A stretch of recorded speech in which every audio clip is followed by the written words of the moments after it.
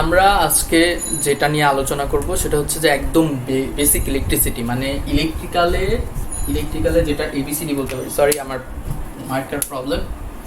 ইলেকট্রিক্যালের ABCD,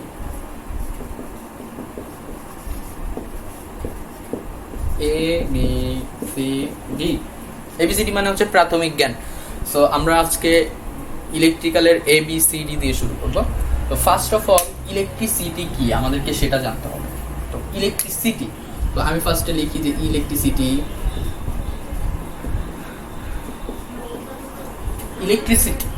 electricity হচ্ছে এমন একটা জিনিস যেটা হচ্ছে যে কোনো একটা পরিবাহী, মনে করো এটা একটা তার, হ্যাঁ এটা একটা পরিবাহী তার। তো এই পরিবাহী তারের মধ্যে, পরিবাহী তারটা অফকোর্স একটা পদার্থ, এবং এটা কি পদার্থ? এটা একটা পরিবাহী পদার্থ। আমরা এটা লিখি পরিবাহী পদার্থ। পরিবাহী মানে কি? যার মধ্যে দিয়ে তাপ এবং কারেন্ট খুব সহজেই চলাচল করতে পারে, তাকে আমরা বলি হচ্ছে পরিবাহী।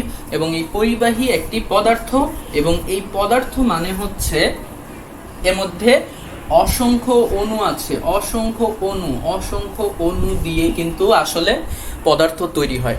এবং অসংখ্য অণু এর মধ্যে যেমন আছে, তেমনি এই অণুগুলোকে যদি আমি ভাঙি তাহলে আমি কিন্তু অসংখ্য পরমাণু পাবো।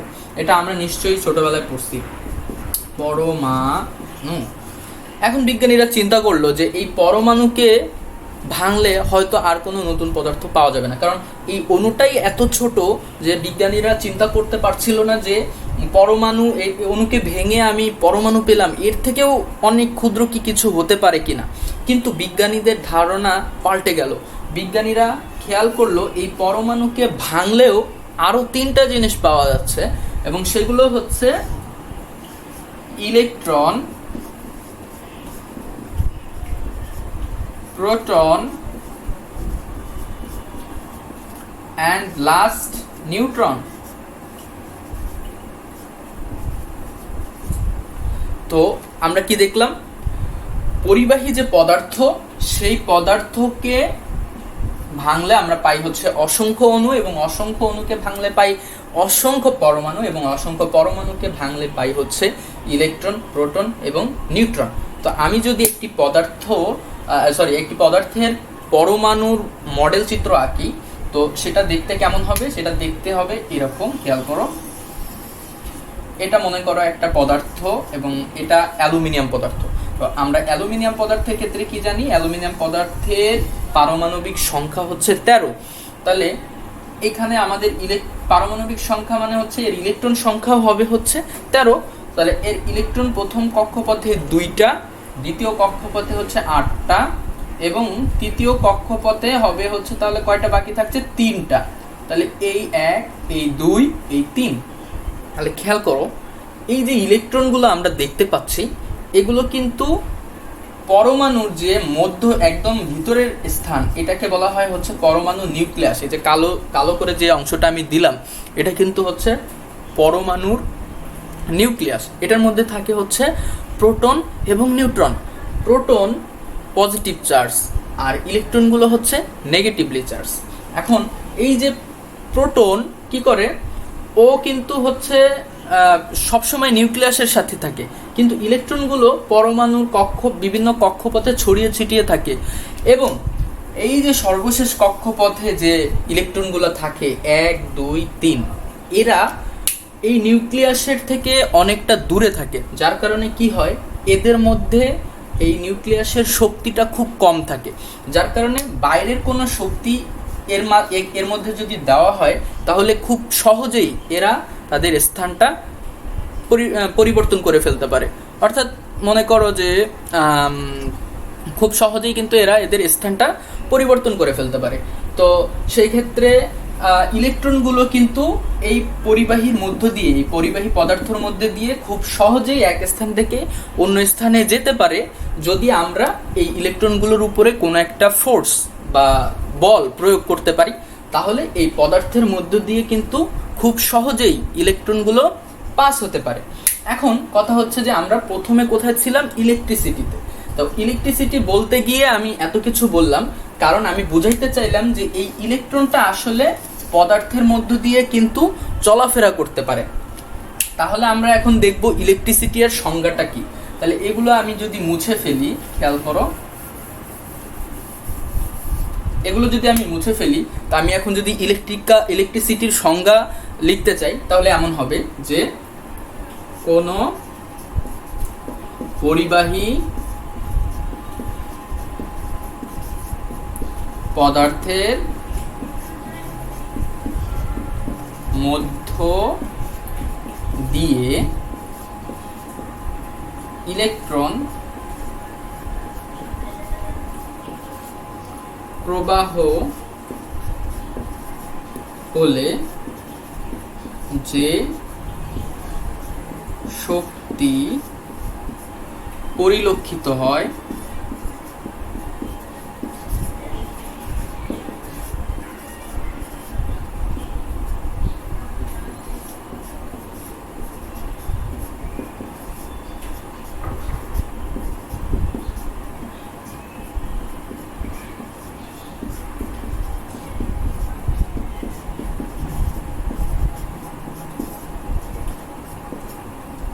তাকে আমরা ইলেকট্রিসিটি বলি।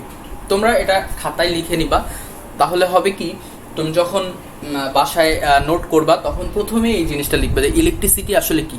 কোনো পরিবাহী পদার্থের মধ্য দিয়ে ইলেকট্রন প্রবাহ হলে যে শক্তি পরিলক্ষিত হয় তাকে আমরা ইলেকট্রিসিটি বলি, ইলেকট্রিসিটি বা বিদ্যুৎ বলি। বিদ্যুৎ কিন্তু একটা শক্তি যেটাকে আমরা চোখে দেখি না কিন্তু আমরা অনুভব করতে পারি।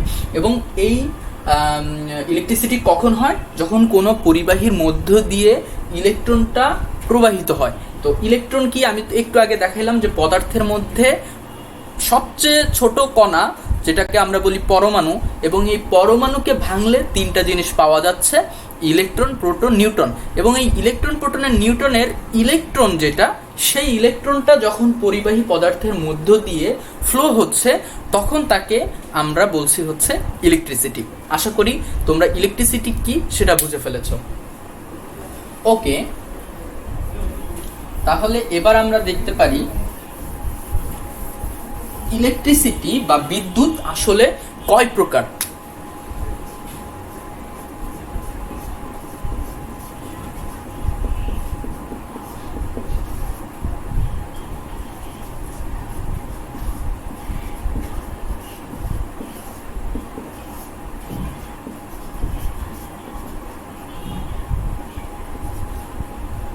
আসলে না, প্রধানত লিখি, এটা আসলে শব্দ চয়নটা ভালো হয়নি। প্রধানত বিদ্যুৎ প্রধানত দুই প্রকার, ঠিক আছে? তাহলে আমি কি বললাম? ইলেকট্রিসিটি বা বিদ্যুৎ প্রধানত দুই প্রকার। কি কি? এক নাম্বার হচ্ছে চলবিদ্যুৎ,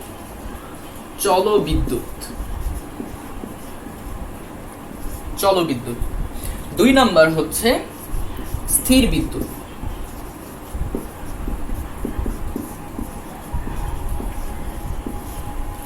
এখন তোমরা বলতে পারো যে চলবিদ্যুৎ কি, স্থির বিদ্যুৎ কি?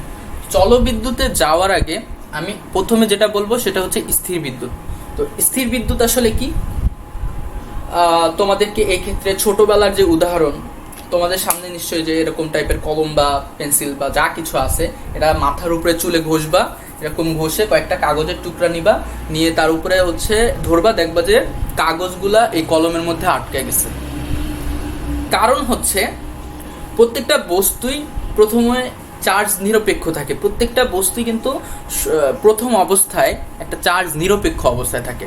তো যখন তুমি কি করলা, তোমার চুলের সাথে এই কলমটা ঘষলা, তখন এর উপরে যে ইলেকট্রন এবং প্রোটনের যে ব্যালেন্স ছিল সেটা হলো কি নষ্ট হয়ে গেল, এবং এইখানে কোথাও হয়তো এখানে কম হয়ে গেল, অথবা কিছু পরিমাণ ইলেকট্রন চার্জ বা পজিটিভ চার্জ বা কিছু নেগেটিভ চার্জ হচ্ছে অতিরিক্ত হয়ে গেল, যার কারণে এখানে কিন্তু তড়িৎ নিরপেক্ষ আর থাকলো না, এটার মধ্যে একটা চার্জ যুক্ত হলো। এবং যখনই তুমি অন্য কোনো একটা অবজেক্টের উপরে এটা ধরছো, হয় এটা পজিটিভলি চার্জ হয়েছে অথবা নেগেটিভলি চার্জ হয়েছে। তো যে চার্জই হয়েছে, যার কারণে এখানে একটা চার্জ তৈরি হয়েছে, এবং যেটা তোমার ওই যে বস্তুর উপরে, কাগজের উপরে তুমি ধরছো, তখন কাগজগুলোকে আকর্ষণ করতেছে। এটাই হচ্ছে মেইন বিষয়। তো এই যে বিদ্যুৎটা আমরা, এই যে এখানে আমরা যে বিদ্যুৎটা উৎপন্ন হলো এই যে কলমের মাথায়, সেই বিদ্যুৎটা আসলে স্থির বিদ্যুৎ। কারণ এই বিদ্যুৎটাকে তুমি এক জায়গা থেকে আরেক জায়গায় ট্রান্সফার করতে পারবে না। অর্থাৎ স্থির বিদ্যুৎ কি, যে বিদ্যুৎকে এক স্থান থেকে অন্য স্থানে ট্রান্সফার করা যায় না, তাকে আমরা বলি হচ্ছে স্থির বিদ্যুৎ। যে বিদ্যুৎকে স্থানান্তর করা যায় না।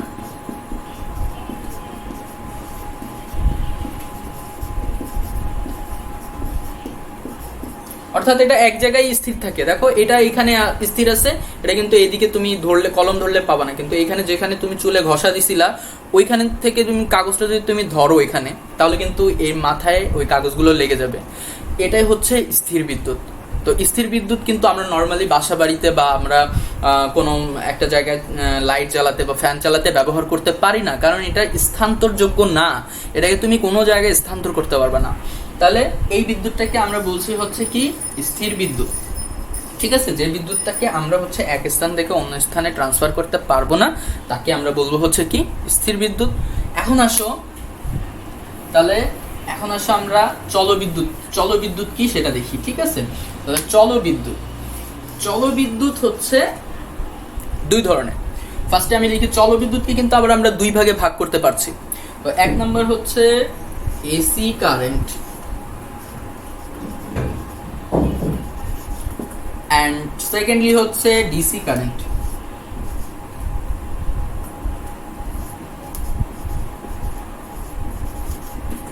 একটা হচ্ছে এসি কারেন্ট, একটা হচ্ছে ডিসি কারেন্ট। এখন এই এসি কারেন্টটা কি, আচ্ছা তার আগে বলিনি চলবিদ্যুৎ কি। যে বিদ্যুৎকে এক স্থান থেকে অন্য স্থানে তুমি স্থানান্তর করতে পারবা সেটাই হচ্ছে চলবিদ্যুৎ। যেমন আমাদের বাসা বাড়িতে ফ্যান লাইট চলতেছে, আমরা মেইন রাস্তা খাম্বা থেকে কিন্তু পোল থেকে, ইলেকট্রিক যে পোল, সেই পোল থেকে কিন্তু তারের মাধ্যমে আমাদের বাসা বাড়িতে লাইন নিয়ে আসতে পারতেছি কারেন্টের। তো এই কারেন্টটা কিন্তু স্থানান্তর হচ্ছে, ওইখান থেকে এক স্থানে স্থানান্তর হচ্ছে। আবার এক জায়গা থেকে আরেকটা জেলায়, এক উপজেলা থেকে আরেক উপজেলায় যে বিদ্যুৎ ট্রান্সফার হচ্ছে, এগুলো কিন্তু বিদ্যুৎ স্থানান্তর হচ্ছে, এক জায়গা থেকে আরেক জায়গায় নিয়ে যাওয়া যাচ্ছে। তো এক জায়গা থেকে আরেক জায়গায় যখন বিদ্যুৎকে স্থানান্তর করা যাবে, এমনকি এটা একটা সার্কিটের মধ্যে হতে পারে। মনে করো যে একটা ইলেকট্রিক্যাল সার্কিট, যে শুধু একটা বাতির ইলেকট্রিক্যাল সার্কিট। তো তুমি কি করলা, ব্যাটারি লাগাই দিলাম। ব্যাটারি লাগালে কি হলো, ব্যাটারি থেকে চার্জগুলো বাতির মধ্যে গেল, বাতিটা জ্বললো এবং ওই বাতির অপর প্রান্ত থেকে চার্জগুলো ব্যাটারিতে আবার ফিরে আসলো। এই যে ইলেকট্রিক্যালের যে স্থানান্তর হলো, মানে ইলেকট্রনের যে স্থানান্তরটা হলো, এটাকেই আমরা বলছি হচ্ছে চলবিদ্যুৎ। অর্থাৎ যে বিদ্যুতের আন্ডারে ইলেকট্রনগুলো চলাচল করতে পারবে, বিদ্যুৎগুলো এক স্থান থেকে অন্য স্থানে নিয়ে যেতে পারবা, সেটাই হচ্ছে চলবিদ্যুৎ। এখন এই চলবিদ্যুৎ হচ্ছে দুই ধরনের, একটা হচ্ছে এসি কারেন্ট এবং আরেকটা হচ্ছে কি ডিসি কারেন্ট। ঠিক আছে, তাহলে এই এসি কারেন্ট কি আর ডিসি কারেন্ট কি এখন আমরা সেটা জানবো। তো ফার্স্টে ডিসি কারেন্ট। ডিসি কারেন্ট কেন, এটা আমরা খুব আমরা কি বলি, এটাকে আমরা ছোটবেলায় খুব ব্যবহার করছি। চলো আমরা দেখে নিই কিভাবে।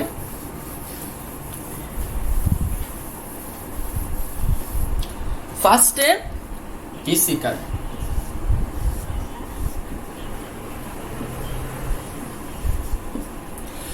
তো কি লিখলাম, ডিসি কারেন্ট। তো ডিসি কারেন্ট মানে কি, ডিসি কারেন্ট মানে হচ্ছে ডাইরেক্ট কারেন্ট।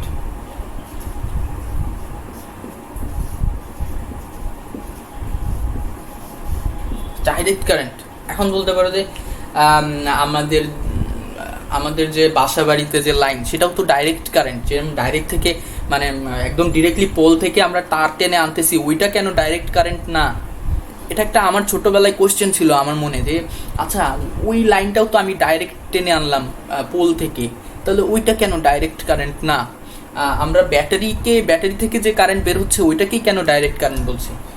এই যে ডাইরেক্ট কারেন্ট আমরা বলছি, এটা কোনো একটা সেলের মাধ্যমে বা কোনো একটা ব্যাটারির মাধ্যমে যখন কোনো একটা বাতির মধ্যে আমরা বা কোনো একটা ফ্যানের মধ্যে আমরা কারেন্ট ফ্লো করতে চাই, তখন তাকে আমরা বলি হচ্ছে ডাইরেক্ট কারেন্ট। মানে এই ডাইরেক্ট কারেন্ট হচ্ছে যার প্রবাহের পথ একটাই, অর্থাৎ প্রবাহের পথ একটাই না, মানে হচ্ছে প্রবাহ একমুখী যেমন বোঝায়। কিভাবে, আমি একটা চিত্র আঁকলে তোমরা ক্লিয়ার হয়ে যাবা। ফার্স্ট আমি একটা চিত্র আঁকি।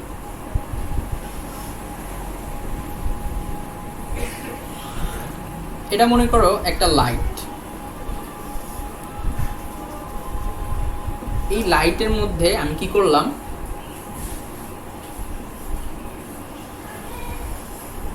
একটা ব্যাটারি লাগলাম। আচ্ছা, একটা জিনিস লাগাতে ভুলে গেছি, এটা হচ্ছে একটা সুইচ। তো উপরে দেখো এটা হচ্ছে একটা সুইচ, আমি কি করলাম, এখানে একটা ব্যাটারি লাগালাম, যেটা মনে করো 1.5 ভোল্ট, এই যে ছোট আমরা পেন্সিল ব্যাটারি যেটা, সেটা লাগালাম। তো সেটা লাগানোর কারণে দেখো যখন আমি কি করলাম, সুইচ দিলাম, তখন কিন্তু এই বাতিটা জ্বলবে। হ্যাঁ, এখন এইটা যদি মনে করো আমি এই যে বাতির দিকটা জাস্ট একটু চেঞ্জ করে দিই, এই বাতির দিক না, আমি মনে করো হচ্ছে ব্যাটারির দিকটা চেঞ্জ করে, এটা হলো ব্যাটারির পজিটিভ দিক ছিল আর এটা ছিল হচ্ছে নেগেটিভ দিক।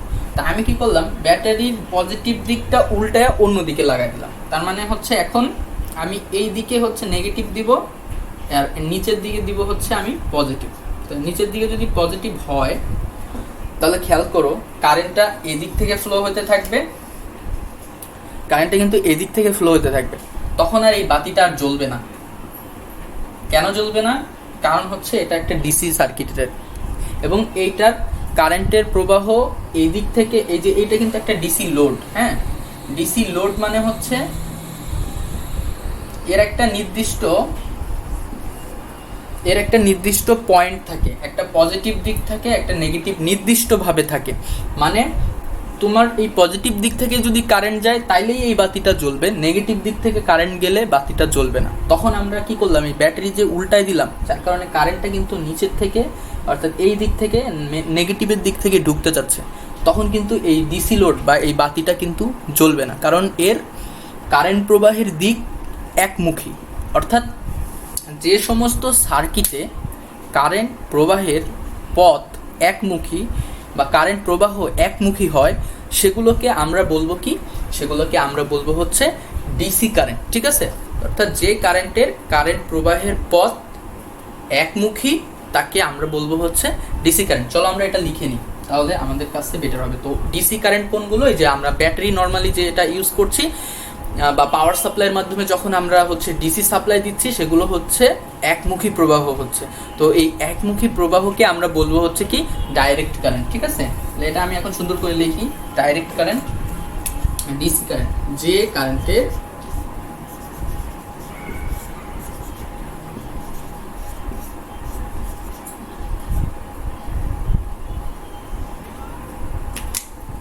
যে কারেন্টের মাধ্যমে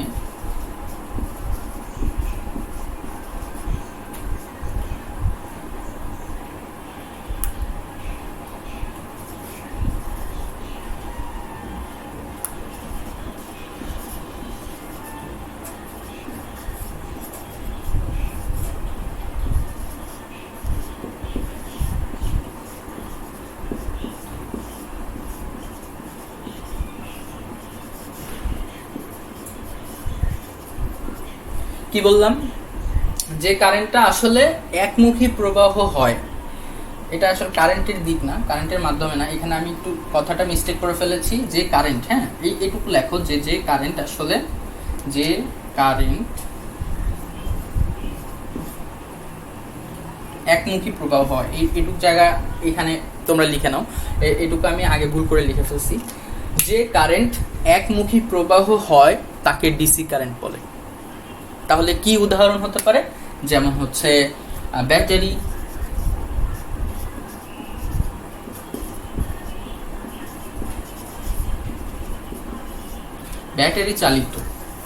ব্যাটারি চালিত যা কিছু আছে সবই ডিসি কারেন্ট।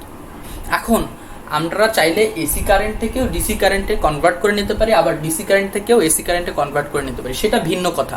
কিন্তু তোমাকে যদি উদাহরণ হিসেবে বলা হয় বা জানতে চাওয়া হয় যে আমাদের ডিসি কারেন্ট কি, তখন তুমি ডিরেক্টলি বলবা যে ব্যাটারি চালিত যা কিছু আছে, যা কিছু চলছে, সব কিছুই হচ্ছে কিন্তু ডিসি কারেন্টের আন্ডারে।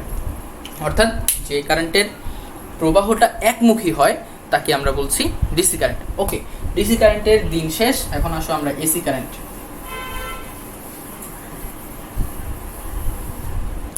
তো নাও আমরা দেখব এসি কারেন্ট কি। ওকে, তাহলে দেখো এসি কারেন্ট,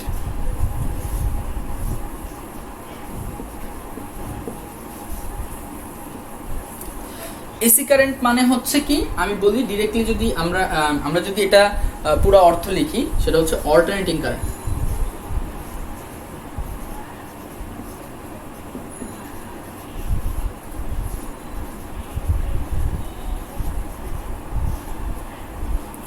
অল্টারনেটিং কারেন্ট। এখন অল্টারনেটিং মানে কি? অল্টারনেটিং মানে হচ্ছে যে কারেন্টের প্রবাহ দ্বিমুখী, অর্থাৎ যে কারেন্টের প্রবাহ একমুখী না, সেটা হচ্ছে অল্টারনেটিং কারেন্ট। এখন কেন অল্টারনেটিং কারেন্ট আমরা খেয়াল করি। এটার একটা বাস্তব উদাহরণ যদি তোমরা চাও, সেটা হচ্ছে যে আমাদের বাসা বাড়িতে যে fan, light, TV, fridge, AC যা আছে সব কিছু যেটাতে চলতেছে, যে আমাদের যে কারেন্ট থেকে চলতেছে, সেটা কিন্তু হচ্ছে অল্টারনেটিং কারেন্ট, এবং এটার প্রবাহ দ্বিমুখী হয়ে থাকে, কিন্তু আমরা বুঝতেই পারি না যে এটার প্রবাহ দ্বিমুখী হচ্ছে। তো আমরা আগে একটু দেখি অল্টারনেটিং কারেন্টের সংজ্ঞা কি। তো সংজ্ঞাটা আগে লিখে নিই।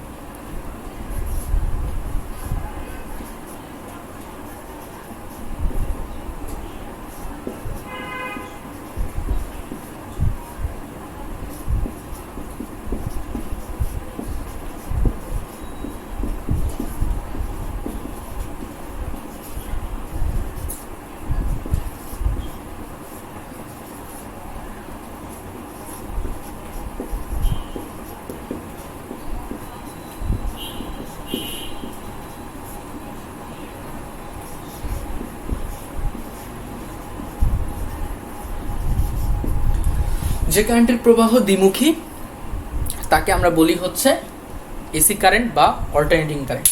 এখন এটার উদাহরণ কি? যেমন এটার উদাহরণ হচ্ছে আমাদের নর্মালি বাসা বাড়িতে যে fan, light, AC, fridge, TV যা চলছে সব কিছু হচ্ছে এসি কারেন্টের আওতায় চলছে। তো এটা আসলে কিভাবে কাজ করে সেটা একটু দেখি। খেয়াল করো, আমি একটা জিনিস আঁকবো।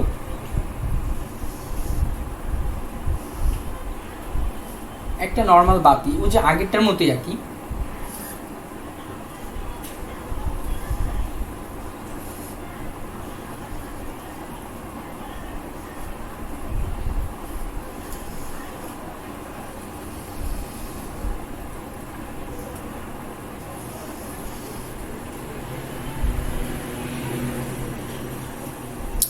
এই যে জিনিসটা আমি আঁকলাম, এটা হচ্ছে একটা এসি সোর্সের প্রতীক চিহ্ন। তো এইটা দ্বারা বোঝায় যে কারেন্টটা হচ্ছে অল্টারনেটিং কারেন্ট। তুমি যেখানে এই চিহ্নটা দেখবা, এটা একটা সাইন ওয়েভের চিহ্ন আঁকা, এই জন্য সাপের মতো দেখা যাচ্ছে, এসের মতো। সো এটা একটা এসি কারেন্ট, এসি সার্কিটের চিত্র আমি আঁকলাম। তো এই এসি সার্কিট কিভাবে বুঝবা? যখনই দেখবা যে এরকম একটা সাইন কোথাও আছে, তখন বুঝবা যে এটা একটা এসি সোর্স, এবং এই এসি সোর্সের মাধ্যমে এই বর্তনীর মধ্যে কারেন্ট প্রবাহিত হচ্ছে।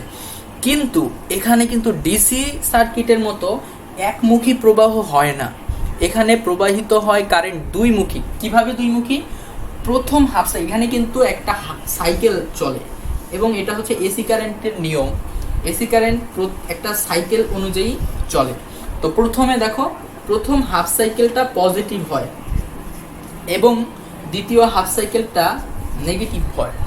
তো এই প্রথম হাফ সাইকেল যখন পজিটিভ হয়, তখন কারেন্টগুলো এই যে এই দিক থেকে এই দিকে যায়, এদিক থেকে এদিকে যাচ্ছে কারেন্টগুলো, এদিক থেকে এদিকে গিয়ে আবার বর্তনীতে ফিরে আসতেছে। কিন্তু যখন নেগেটিভ হাফ সাইকেল হয়, তখন কারেন্টের দিকটা একদমই টোটাল চেঞ্জ হয়ে যায়। তখন কারেন্টের দিকগুলো কোথায় হয়? কখন কারেন্টের দিকগুলো আবার উল্টা হয়ে যায়, তখন কারেন্টগুলো এদিক থেকে পাস হয়, এদিক থেকে প্রবাহিত হয়, এবং এদিক থেকে প্রবাহিত হয়ে এদিক থেকে আবার বর্তনীতে ফিরে আসে। তো এই যে প্রথম হাফ সাইকেলে কারেন্টের দিক এদিকে ছিল, আবার দ্বিতীয় হাফ সাইকেলে দেখা যাচ্ছে কারেন্টের দিক এদিকে, তাহলে দেখো কারেন্টের দ্বিমুখী প্রয়োগ হলো না, মানে কারেন্টটা কিন্তু দুই দিকে গেল। প্রথমে এই দিকে গিয়েছিল, পরের বার আবার এদিক থেকে আসলো। তো এই ধরনের প্রবাহ এসি সার্কিটে হয়ে থাকে, এবং এসি সার্কিটে যে কারেন্টটা প্রবাহিত হচ্ছে তাকে আমরা বলছি হচ্ছে অল্টারনেটিং কারেন্ট বা দ্বিমুখী কারেন্টের প্রবাহ বা এসি কারেন্ট। ঠিক আছে? তাহলে এসি কারেন্ট মানে কি? যে কারেন্টের প্রবাহ দ্বিমুখী তাকে আমরা বলি হচ্ছে এসি কারেন্ট। এবং এই যে প্রত্যেকবার দিক চেঞ্জ করছে, এই যে প্রত্যেকবার পজিটিভ হাফ সাইকেল থেকে নেগেটিভ হাফ সাইকেলে যাচ্ছে, এবং এটা বাংলাদেশে 50 বার হয় প্রতি সেকেন্ডে, 50 বার। বাংলাদেশের যে লাইনগুলো আছে সেই লাইনগুলোতে প্রতি সেকেন্ডে 50 বার করে এরকম পজিটিভ নেগেটিভ দিক চেঞ্জ হতে থাকে। মানে একবার এদিকে কারেন্ট যাবে, একবার এদিক থেকে যাচ্ছে, একবার এদিক থেকে আসতেছে, একবার এদিক থেকে একবার এদিক থেকে আসতেছে। এটা প্রতি সেকেন্ডে, ক্যান ইউ ইমাজিন, প্রতি সেকেন্ডে 50 বার চেঞ্জ হচ্ছে তোমার এই কারেন্টটা যাওয়া আসা।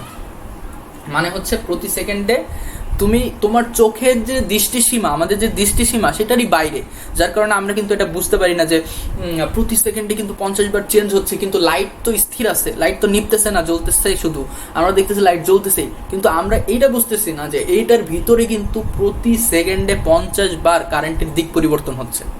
এবং এটাই হচ্ছে কি, এটা হচ্ছে আমাদের এসি কারেন্ট। এসি কারেন্ট কিন্তু বারবার দিক চেঞ্জ করে, প্রতি সেকেন্ডে 50 বার দিক চেঞ্জ করে। এজন্য আমাদের বাংলাদেশের ফ্রিকোয়েন্সি হচ্ছে কত হার্টজ? ফ্রিকোয়েন্সি হচ্ছে 50 হার্টজ। বাংলাদেশের ফ্রিকোয়েন্সি হচ্ছে 50 হার্টজ। এই জন্যই কিন্তু ফ্রিকোয়েন্সি 50 হার্টজ বলে, কারণ হচ্ছে 50 সেকেন্ডে 50 বার এই যে এইখানে এরকম পজিটিভ একবার, নেগেটিভ একবার, পজিটিভ এরকম হয়ে থাকে। সো এই জন্য আমাদেরকে বুঝতে হবে যে এসি কারেন্ট আর ডিসি কারেন্টের মধ্যে পার্থক্য কি। যে কারণ আমি প্রথমে বললাম, ডিসি কারেন্ট হচ্ছে এমন একটা কারেন্ট যেটার একদিকেই শুধু প্রবাহিত হয়, অন্য দিক থেকে আর প্রবাহিত হয় না। আর এসি কারেন্ট হচ্ছে এমন একটা কারেন্ট যে কারেন্ট হচ্ছে দ্বিমুখী প্রবাহিত হয়, মানে একবার এদিক থেকে হবে, একবার এদিক থেকে হবে। এই হচ্ছে আমাদের এসি কারেন্ট এবং ডিসি কারেন্ট। তো আশা করি তোমাদের আজকে আমি যেহেতু লাইভটা ওইভাবে নিতে পারলাম না, সেজন্য তোমাদের এই পড়াশোনার ভিতরে অনেক কোশ্চেন থাকতে পারতো, যেগুলো আমি এখন পারছি না তোমাদের অ্যান্সার দিতে। আমি শুধু আমার মতো বক্তব্য দিয়ে গেলাম। যদি তোমাদের কোনো প্রবলেম থাকে তাহলে আমি যেখানে এটা আপলোড করছি, হয়তো আমি ইউটিউব চ্যানেলে আপলোড করছি, সো ওইখানে তুমি কমেন্টের মাধ্যমে তোমার প্রবলেমটা আস্ক করতে পারো। আজকের ক্লাস এ পর্যন্তই। সবাই অনেক ভালো থাকো। আর আমার এই ভিডিওগুলো দেখতে আমার চ্যানেলটা সাবস্ক্রাইব করে বেল আইকনটা ক্লিক করে দিও, যাতে সবসময় প্রত্যেকটা আপডেটের পরে তোমার কাছে নোটিফিকেশন চলে যায়। সবাইকে অনেক ধন্যবাদ।